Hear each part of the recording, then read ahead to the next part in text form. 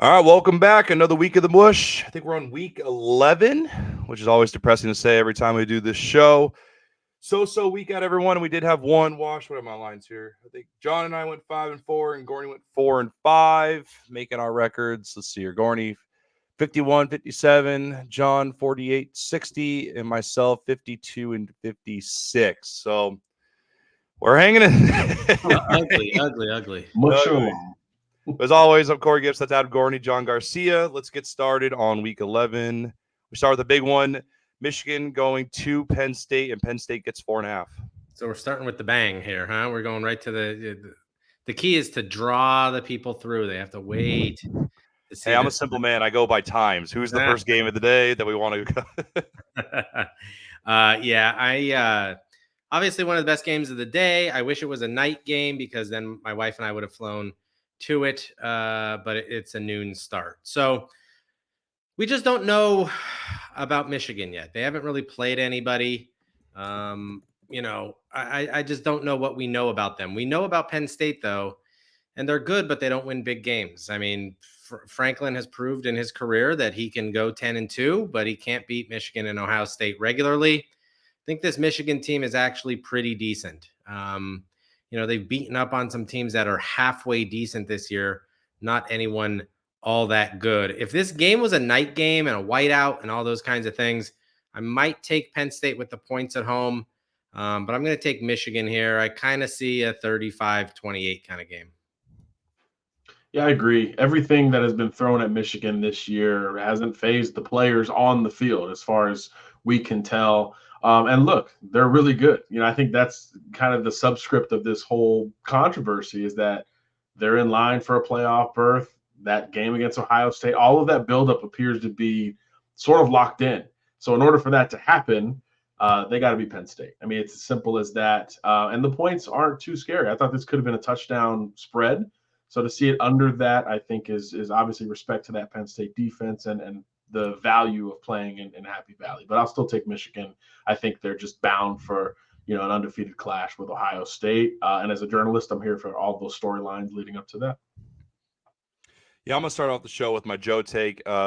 Michigan did not cover for us last week against a bad Purdue team. So out of spite. On literally the last play of the game. Oh, my God. It's so bad. So out of spite, I'm taking Penn State. Out of spite, I am taking Penn State. This game will come down to a field goal, I guess, because Michigan will win this game. But I will take Penn State out of principle.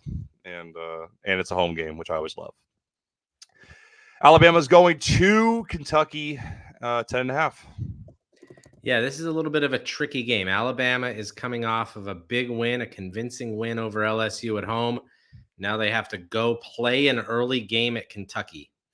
This makes you think that Kentucky can kind of slide in there and do something here, keep it close. I hate the number because I think that Alabama can go in there and win 28-0. I'm not entirely sure how good Kentucky is, but I have to stick to my guns here and stick with with all of the trends. Kentucky has a sharp bet on them, plus a flip situation where the money is trailing Kentucky. This could be, 24-14 under the number. It's definitely not a game that I love. Alabama could overlook it a little bit, but I just don't know how good Kentucky is. But I'm going to take Kentucky with the points and hope that they hold on in some fashion. Yeah, I was surprised by this spread as well. The number, I think, is relatively low. We know Kentucky can play some good defense and run the football, but the teams that have bothered Bama have the dual threat quarterbacks that chuck it down the field to the third level. Kentucky has none of that. So I'm a little surprised to see how narrow that margin is. So I do understand Bama hitting the road after that emotional high, but this team seems regalvanized, refocused. The offense is finally clicking. I think Bama can win this one comfortably by 2 touchdowns or more, even if it looks more like an early season run the ball, play defense kind of win for the Tide. So I'll take Bama.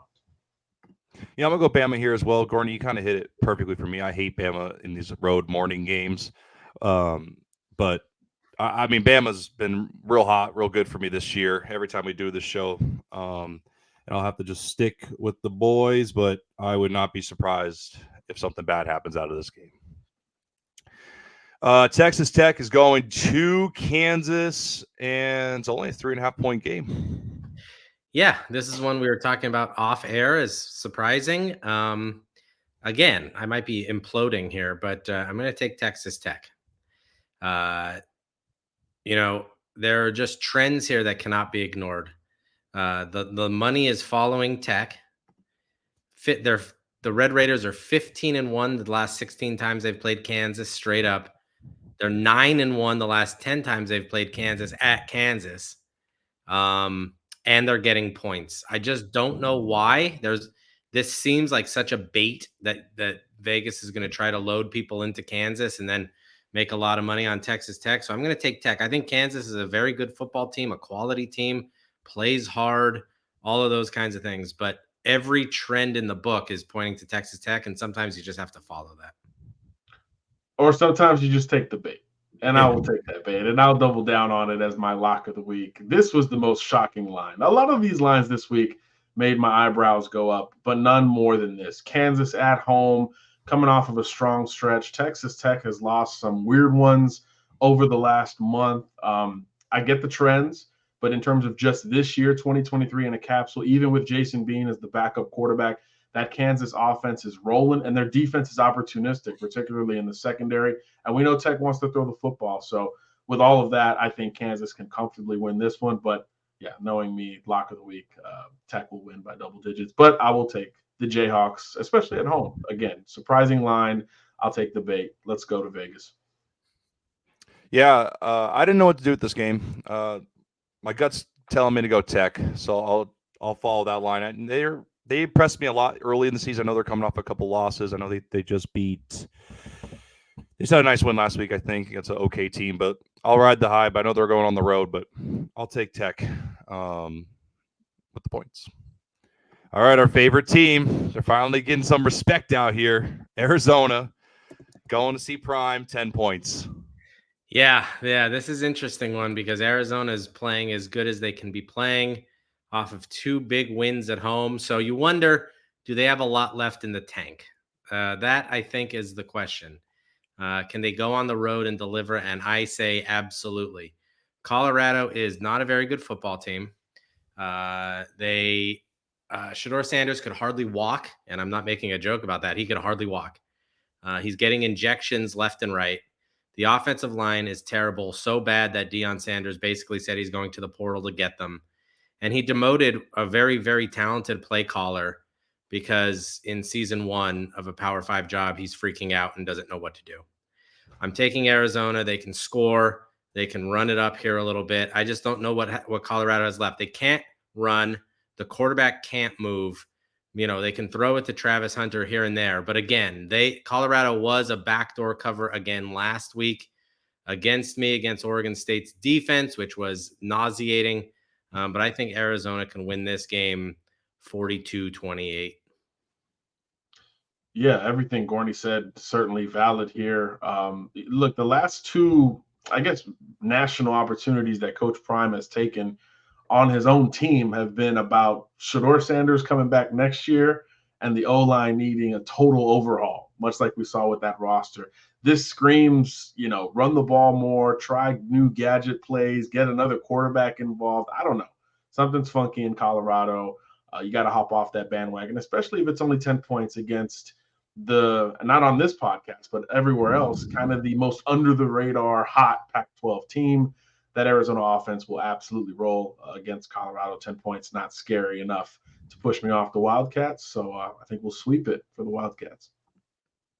Absolutely. My vote. I'm riding with Noah all the way till he proves me wrong, but they're so good. They're beating anyone. Even though last week I told my rule was always take Colorado at home, and I guess that rule should have stayed in play, but ain't no way they're ready for Noah and T-Mac. And it'd be actually kind of a fun matchup, though, T-Mac versus Hunter. That's actually just like a unique one to watch all game as well. So, anyways, give me the Wildcats. Miami is going to Florida State. Pretty big line here. I know Miami kind of disappointed a little bit last week, but 14.5. Yeah, Miami's, like John has said all year, very Jekyll and Hyde, much more whatever the bad one is. Is that Hyde, I guess, or Jekyll? But they're not very good. And Florida State is, and they're bringing in about 300 recruits to this game, which always says to me to take the home team. They're loading up to kick some ass and show all the kids that both teams are recruiting which one is better. But here we are again at trends.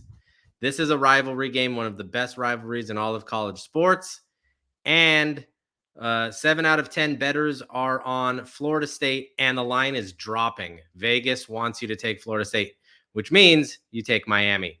This is 28-17 written all over it. The other trend in this game is under has hit 10 of the last 12 times these two teams have played, which means you always side with the team getting points. I hate it. I don't think they're very good. They're a mess. I don't know if Mario's on any hot seat yet, but there's certainly just some agitation about why nothing can work there. Shannon Dawson has done absolutely nothing to get the offense going. I'm going to take Miami. Yeah, this is one where you have to read between the lines as much as possible. Miami plays well against these marquee opponents. They beat A&M, they beat Clemson. You know, they can rise up, but there's nothing else beyond those games that tells you Miami should compete at Florida State, as Gordy mentioned, with the type of recruit rollout that we'll see in Doak Campbell Stadium. That said, this is Miami, a Jekyll and Hyde, up and down. We just don't know what we're going to get. And last week was a down Miami. So naturally, we think this week could be an up Miami. But we'll go with the human element and throw all that away and just go with Florida State. They're the more talented team. They got more to play for. They're at home. Even though rivalries make things funky, and I could see Jordan Travis maybe turning the ball over here. If he doesn't, I think FSU can roll. And they're getting a little healthy at the receiver position, which they've kind of been banged up over the last few weeks. So I think FSU overwhelms Miami and can win it by more than 14.5. Yeah, I'm going to go FSU as well. I'm almost making a new rule. If Miami's on the road, I'm not taking them. They just seem like a whole different team. I mean, last week it was just very bland. I like Gorney said, though, like it's a big rivalry and all that. I also kind of hate when teams bring recruits in because I feel like the coaches can get distracted because they're trying to get ready for the next classes and stuff. I know. I think actually that happened in Miami for us earlier this year. Like they brought all these recruits. I don't even think they did well in that game, but I'll play it safe. I hate the line at 14.5, but I like Florida State more than I do Miami. Nice Pac-12 matchup here. Utah is going to Washington, 9.5. Yeah, Utah 4-1 against the spread in their last 5 against Washington. I don't know if it matters though. Utah can't really move the ball all that much. They are sort of uneven on offense. I'm not crazy about it. They could probably muscle Washington up front, but Washington has some decent muscle as well. Utah's coming off that huge win over Arizona State, which even Kenny Dillingham admitted his team was not prepared to play. I don't get that at all. Multimillionaires are, their one job is to prepare one football team to play one football game, and he goes to Utah and just gets absolutely embarrassed and smoked. But I sort of sense that Utah's not incredibly healthy still. Washington's going to run them around the field a little bit. The environment up there should be pretty great. I never like betting against Utah, but this has a little bit of that Oregon game written all over it. I don't think it's going to be that much of a blowout, but Washington is a good football team, and the speed might overwhelm Utah. I think Utah's defense is phenomenal. It has been all year, but I'm going to take Washington here because I think they're one of the top 4 teams in the country. Yeah, that's one of the co-sign retweets of the week for me with UAG. If this was at Utah, maybe it creates more pause in the discussion, but let's not overthink this. Single digits, Washington's hot right now. That offense can't be stopped by anyone. So even a good Utah team, I think they'll comfortably be able to get by. So give me the dogs. You said it best, John. If Utah was at home, it'd be a different story. But for now, we're rolling with Penix. Like as I say all year, keep quoting it every time. He's going for the Heisman. They're going to put up big numbers. And the only thing that would scare me is Washington's defense, but Utah's offense does not scare me. So, like you said, I'll take the single digits. Give me Washington. Tennessee is going to Missouri, and Missouri gets 1.5 points. Yeah, this might have to be one of those games that no one makes a decision until they determine if Luther Burden is playing. He's questionable right now. And so this is a tough game to pick. There's no real trends in this game. Both have been great against the spread in recent games. There's a sharp bet on Tennessee. Just, basically the line is to win it. I'm going to take Tennessee here. Missouri played well last week. They really did give it their all against Georgia and looked really, really strong for a long time. Burden was a big factor in that. Weiss, the back shoulder throw to Weiss, is something that has been really working for them this year. But Tennessee is still not a slouch team. They've been, very good. They beat Kentucky soundly on the road. I think they go to Missouri. It's going to be a good game. It's going to be close. Could be high scoring. We'll see if Burden plays. I think that would be a factor, but I'm going to take Tennessee on the road here. Yeah, this one reminds me of a few weeks ago. We had Missouri LSU in this shootout at Mizzou. I think this could be incredibly similar with Tennessee. Both offenses are balanced. Both have great receivers and quarterbacks that at times look really good and at times maybe not so much. So I think it comes down to those two, Cook versus Joe Milton. And even trying to pick between them feels really hard because Milton can run the ball a little bit more.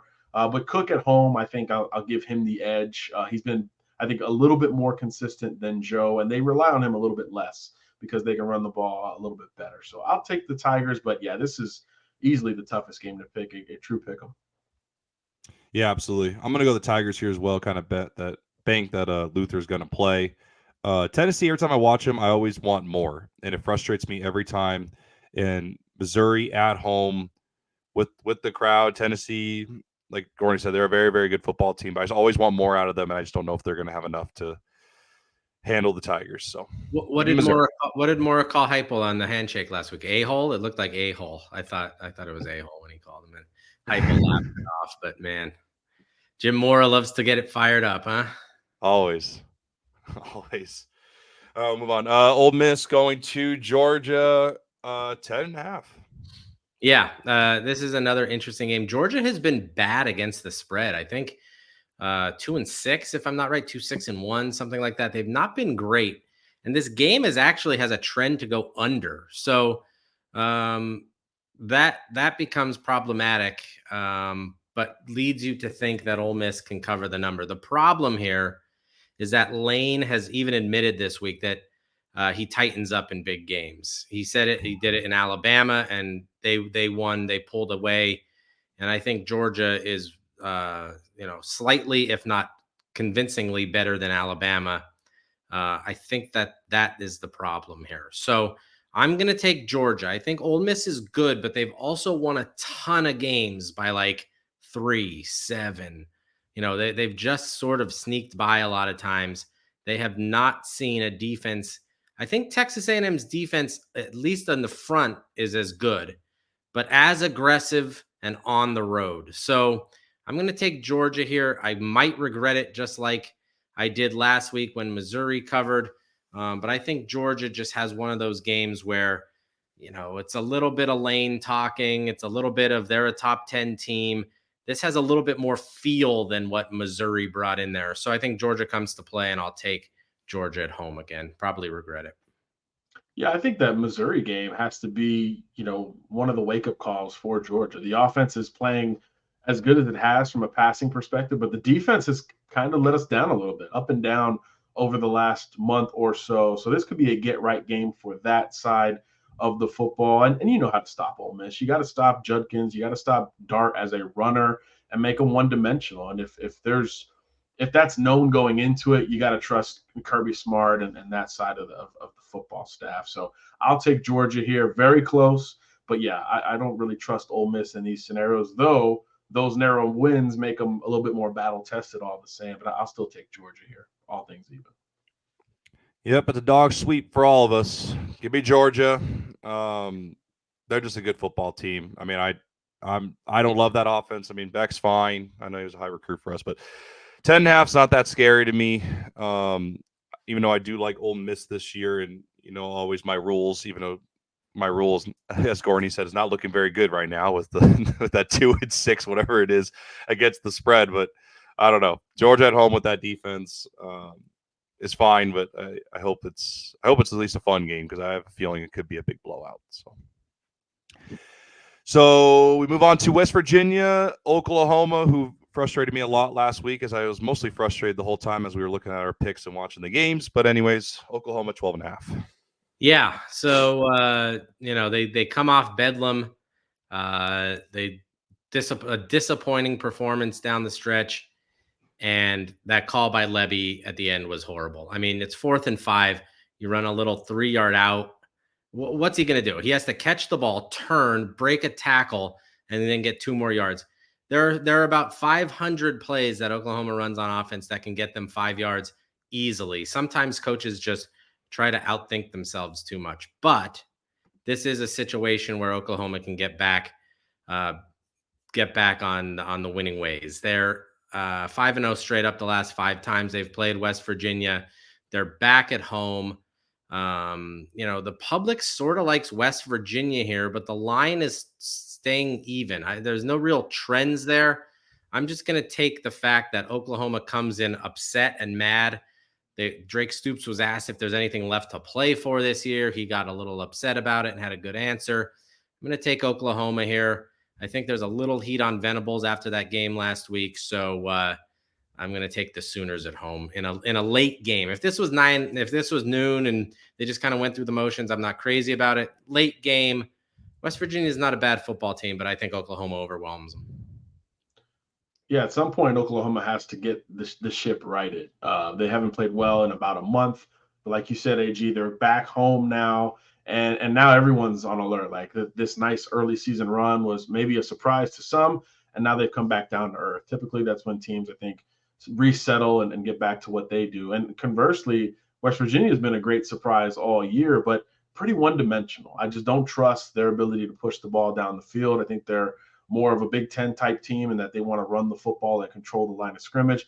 Great in principle, not great against a team that is bigger, stronger, faster than you. So I think this will be a little bit like that West Virginia Penn State game early in the season, and I won't fall for it twice. I'll take Oklahoma laying the 12.5. Yep, I'll go the Sooners. I almost had to do a spike game, but I just can't. They're at home. The line's not too bad. And I always think Oklahoma's a pretty good football team. I mean, they really proved me wrong at the beginning of the year, but I'll keep riding them. They'll have a prove-it game, and we'll move on. Michigan State going to Ohio State. Massive number. I didn't even realize this. 31.5. Yeah, this is interesting. Ohio State's been 5-0 ATS the last 5 times they've played Michigan State. But this number is just a lot. It is a night game. Every trend is in Ohio State's favor, though. Sharp bet, money flip, and ATS. So I think Michigan State comes in and plays with a lot of pride, and I'm not crazy about this Ohio State offense. I think they have all the tools except an elite quarterback to get it all around the field. So I'm just not crazy about numbers this high because it could go south. I mean, 49-10 doesn't cover it. No, yes, it does. 49-21 doesn't cover it. So Ohio State just doesn't score points fast anymore, but this reeks of 35-0. Michigan State's offense is nothing. You think that they could pound it. They're 232nd in rush yards. They're 136 in pass yards. It's probably 28-0 at halftime, 38-0 at the end of the game. I don't love it. It's an ugly game, but I'll take Ohio State. Yeah, look, Ohio State has been, the number 1 team in the playoff rankings, and a lot of people, kind of like you just said, Gorney, a lot of people just look at that and say, well, they've been winning, but it doesn't look that great. So if there was ever a game for Ryan Day to run it up and put a little stank on it, it might be this one at home against a truly inferior opponent, both on the field and obviously off the field as well. So I think they can cover this. It is a huge number. Normally in conference, 30 plus is a no-go, but I think all of those scenarios put together, Ohio State doesn't pull those starters as early as maybe they normally would, and they do try to get a 40-something to 7 kind of win, just to prove a point to maybe some doubters even in the college football playoff committee as well. So I think OSU big, and the number, as scary as it is, I'll take, because I think Michigan State is that bad. Yeah, I'm going to agree with you guys. I'm going to go Ohio State here. The bet I actually like, what you kind of touched on, Gordy, is for me, I have 47.5 as the over-under, and I really like the over more than anything in this game because I have a weird feeling that Michigan State's going to do something goofy, and they're going to put like some weird points on here and there, and that line's just going to be hard to just for at least the over-under. Like, Ohio State's definitely going to cover this game no matter what, but I just have a weird feeling that I feel like with 31.5 and the total only being 47.5, I feel like maybe I'm just getting caught in something, but I like that a lot more than anything. So, Yeah, I mean, Michigan State has given up more points than Indiana this year. I'm sorry, the only team that has given up more points is Indiana in the Big Ten East, and Ohio State's defense hasn't even given up 100 points all season yet. So, I just think this can get ugly. You think Michigan State comes out and plays great defense? They don't really. So, I'm just taking Ohio State. yeah, I'm going Ohio State too. Oh man, one of my top dreaded teams to ever bet right now. Almost two of them right here. Florida is going to LSU 14. Go ahead. Florida LSU. Yes, I forgot about this one. Let me get to it. Let me see what the trends are, so I could. How many Florida teams are there? Jesus. Yeah, take the over in this game. LSU's defense has not been great. Florida might be able to score some points here. I think they got a little embarrassed by Arkansas last week. So, Arkansas has lost games by like 3 and 4 points all year long. Then they come to the Swamp, and I think it was the first time Arkansas has ever beaten them there. So this is again a rivalry game, fun to watch. I think it goes up and down a little bit, but LSU got embarrassed a little bit too last week. I think they kind of swagged into Tuscaloosa thinking that Jaden Daniels could run around and do whatever he wanted to do, and that didn't happen. So if I had to bet a side, I would take LSU at home. I just don't know how motivated or good Florida really is. I would take LSU coming off of that loss back at home, night game, Death Valley. They say it smells like whiskey on the field there because people tailgate so long during the day and then yell down that I think Florida might need a few drinks by the end of this one. I'm going to take LSU and the over. Yeah, Florida has looked overwhelmed by teams that are at par or better than them from a talent perspective. And I think this is, after Georgia, probably the biggest gap we'll see until they play Florida State. It looks like Daniels is going to play after taking that concussive hit last week. And he was rolling before that, really. I mean, there has not been one game where he has looked slightly above average. He's looked elite just about every time. And this Florida defense is certainly not the best that he's faced all year. So I think LSU can run this one up. Although, as Gorney said, this is a sneaky rivalry. I mean, you talk to people down in this part of the country, and Florida LSU is a thing. It's a sneaky rivalry that hovers below the obvious one. So that could maybe help things stay close. But at LSU at night, I mean, all the benefit of the doubt should go to the Tigers so long as Daniels plays, and I think he will. And he's got a Heisman to continue to compete for, so I think that matters as well. Yeah, I'm gonna go LSU here too. Gorney, I thought you actually said it right with like the swagger thing that LSU did last week with Alabama, because I was thinking when I was watching that game, they clearly did not listen to our podcast and how Alabama is going to be really mad and they're going to put up some numbers because last year they felt like they got embarrassed and they proved us right, thankfully. But yeah, I'm gonna go LSU here. You guys made all the right points, and it's just 14. I don't think is that bad, even though Florida will probably prove me wrong as they do every single week we do this. But we got to close out with our favorite team to bet. We actually got it right last week. I almost threw a parade for us that we picked the right game. But USC is going to Oregon. I don't know why 14.5 kind of surprised me. I don't know why, but it definitely surprised me. Felt high. Yeah, felt high. Mm-hmm. Yeah. So the question now is USC better off without a defensive coordinator than Alex Grinch as the defensive coordinator? And I will say yes. I think they rally around Sean Newen, Brian Odom. There was a video that I saw this week, and I don't know the context of it, but Grinch was talking to the team and then went to huddle up and go, okay, 1, 2, 3, go. And none of the players did it with him. They somehow did not like him. The defense was far too complicated, apparently. So let the athletes go out there and play a little bit. On the flip side of that, Dan Lanning came out this week and said that they play 7-on-7 football at USC, which is true. I mean, absolutely true. 7-on-7 is fun. It scores points. So this feels like the Oregon-Colorado game earlier this year, where Colorado came in, thought they were going to win, then got blown off the field. But I think USC could actually play some good football here.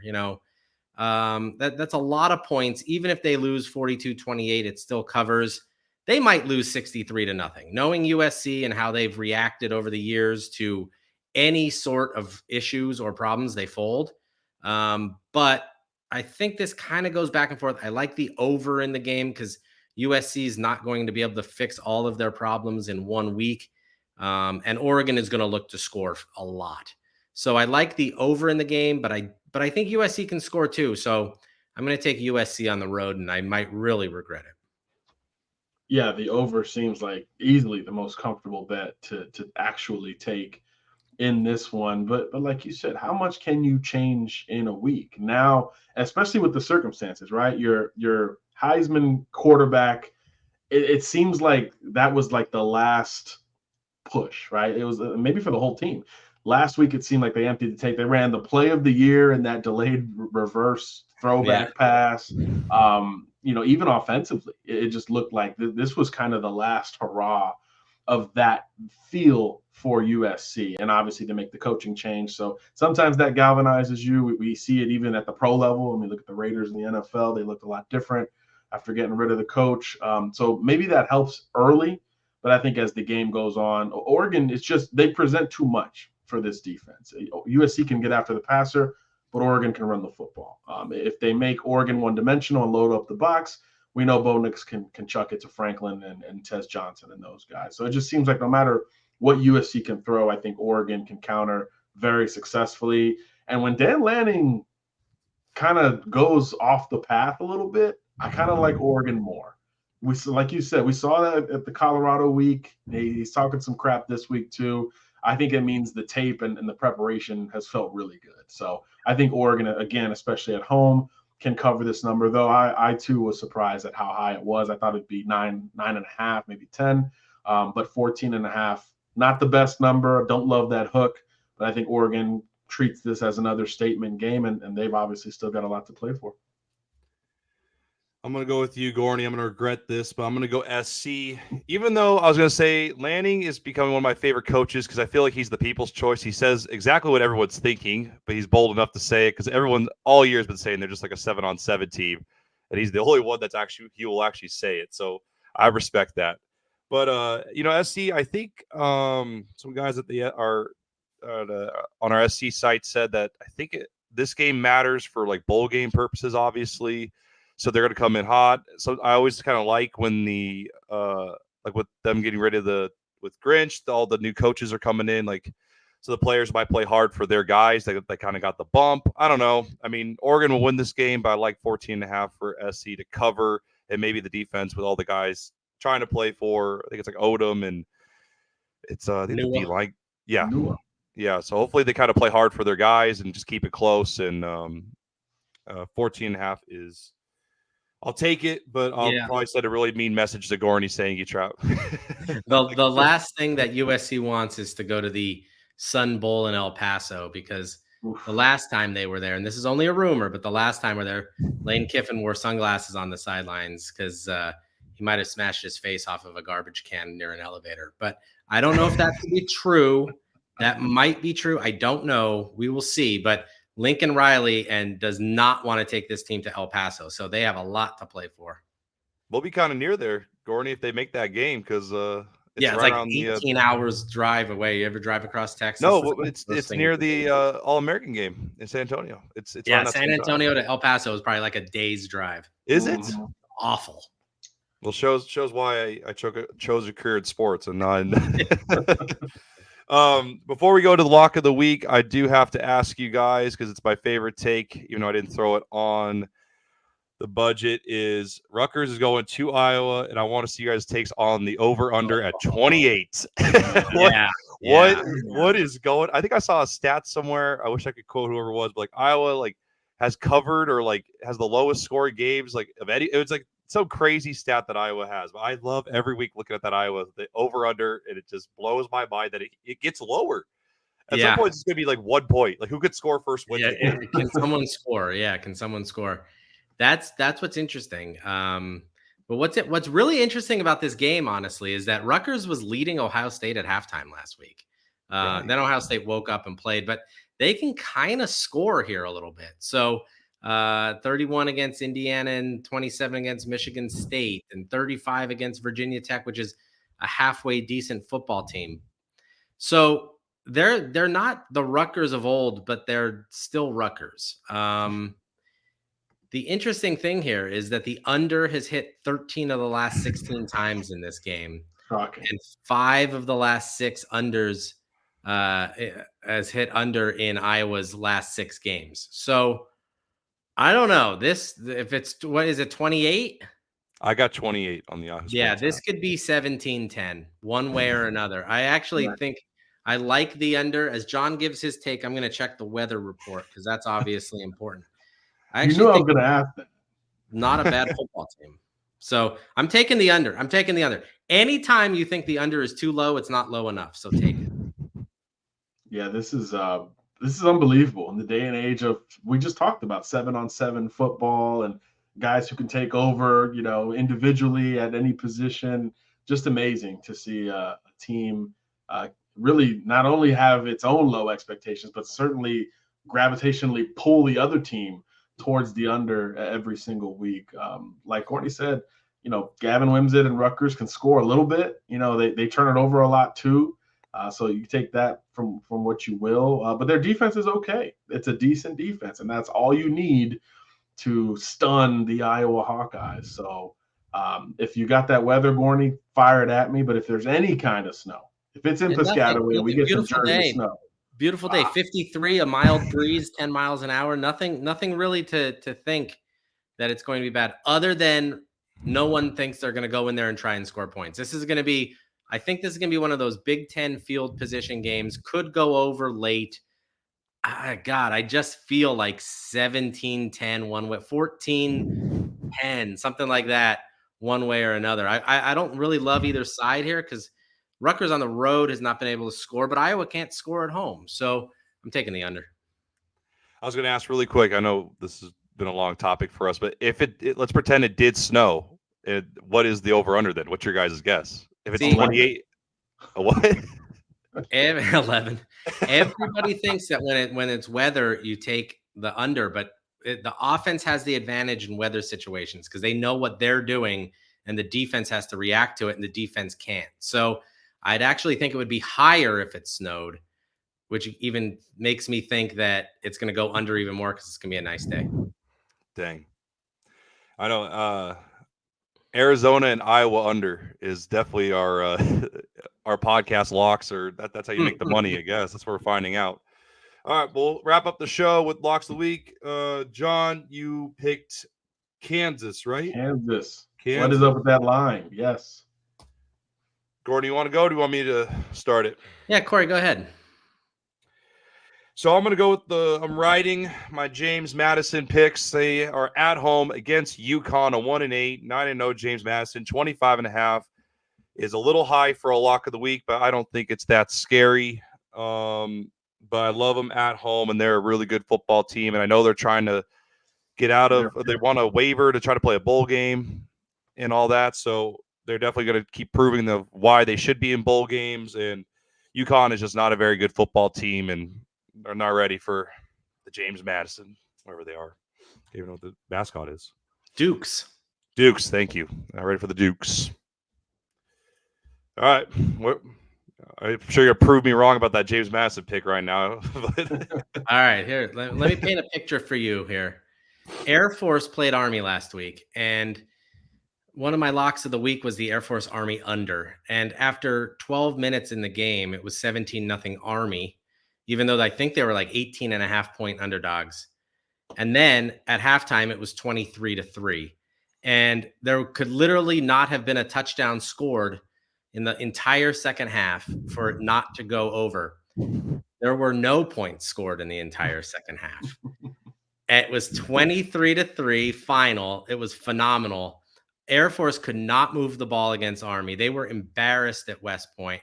Oh, no, actually, the game was in Colorado. It was home. I picked that Yeah, game. it was home. Embarrassed. And I'll tell you one thing. You don't embarrass the United States military, boy, because they're going to Hawaii this weekend, and they're about to lay a big, big number on the Rainbows, if you catch what I'm saying there. This is a team that runs the ball like crazy. Army figured them out because service academies could figure each other out. Okay. They're still averaging 5.1 yards per attempt. They've run for 27 touchdown passes. On the flip side, Hawaii gives up 4.7 yards per attempt and has given up 21 rushing scores, only has 4 themselves. Hawaii can throw the ball. That's nice. Air Force stops the throw. Only 157 yards per game. And let me just remind you, it's going to be 18-mile-an-hour winds on the islands on Saturday afternoon, which means they're not going to be able to throw the ball. We've all been there. We've experienced wind in Hawaii. Hawaii seems like a beautiful place, but it's constantly windy there. Constantly, and wind is terrible. Air Force big, 19 points. This is a 42-7 game. Air Force rebounds after an embarrassment to Army last week. Yeah, you're telling me, man. That's my lock of the week. I can't even. I didn't know where to find on TV or whatever. I turned it on, and I think you said it was 17-0. I was like, forget it. Just forget it. Anyways, all right. Well, I guess we'll wrap up another week here at the Mush. Corey Gibson, Adam Gorney, John Garcia Jr. I hope we give you guys a little bit more picks this week. Maybe you get a little bit above 500 better than we always have been. Anyways, like, subscribe, comment. I'll try to ask the experts before we start the show your guys' questions, comments, or concerns. Anyways, see you guys next week. Thanks, guys.